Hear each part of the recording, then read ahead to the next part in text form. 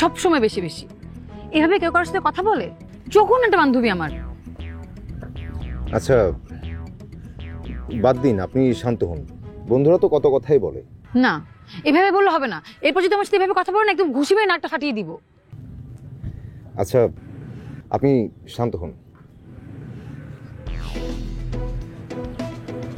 ঠিক আছে, শান্ত হলাম। ও শুনুন, কাল কিন্তু 6টায়, ভুলবেন না কিন্তু, মনে রাখবেন।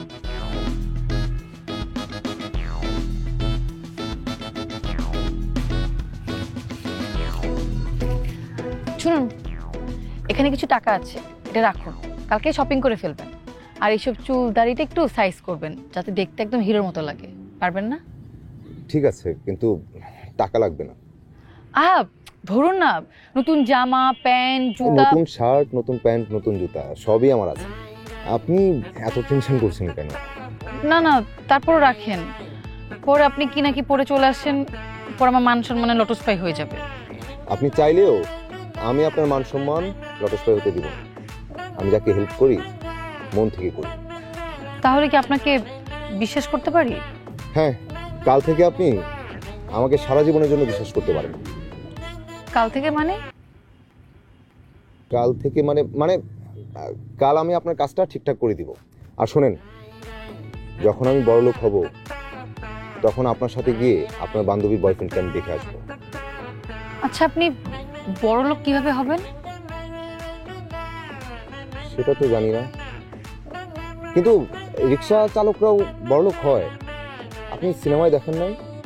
ওই যে নায়ক আলমগীর, নায়ক জসিম আর নায়ক ইলিয়াস কাঞ্চন, তারা রিক্সা চালাতে চালাতে কিন্তু বড়লোক। ওইসব তো সিনেমা। তাও কথা ঠিক, এসব তো সিনেমা। আচ্ছা চলেন, সন্ধ্যা হয়ে যাচ্ছে, উঠি। হ্যাঁ চলেন।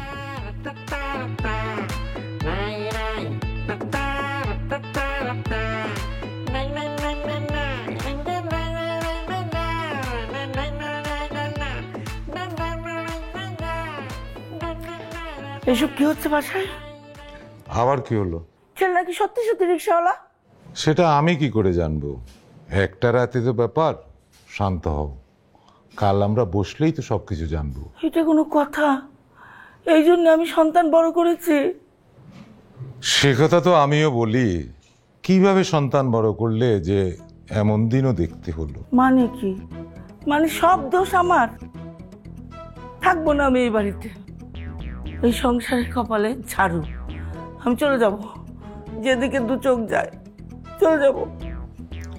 আপাতত কোথাও যাওয়ার দরকার নেই, গেলে পরশু দিও। কাল আমরা ছেলে দেখতে যাচ্ছি। আমি কোথাও যাব না, তুমি আর তোমার মেয়ে যাও।